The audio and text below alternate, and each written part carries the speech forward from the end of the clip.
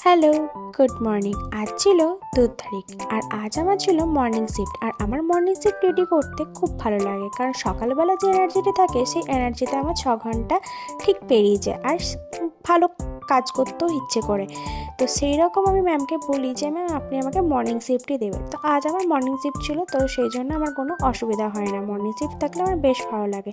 আর এখন আমি তো হসপিটাল চলে এসেছি। আর আজকে সবথেকে বড় কথা, ওয়ার্ডে গিয়ে দেখি ইনচার্জ আসেনি।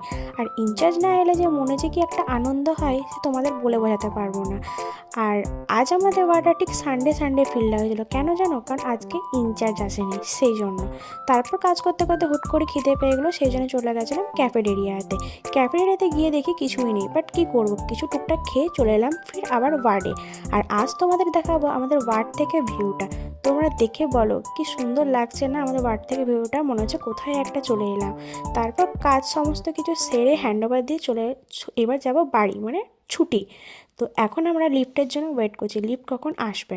তো ফাইনালি এখন আমি ড্রেস চেঞ্জ করে নিয়েছি। ড্রেস চেঞ্জ, আমাদের রুম যেহেতু নিচে, তো এখানে ড্রেস চেঞ্জ করে আমি ফাইনালি টোটো পেয়ে গেছি। আর এখন দেখতে পাচ্ছ কি পরিমাণের ভিড়। তো এখানে আমার ব্লগটা শেষ করছি, তো চলো টাটা।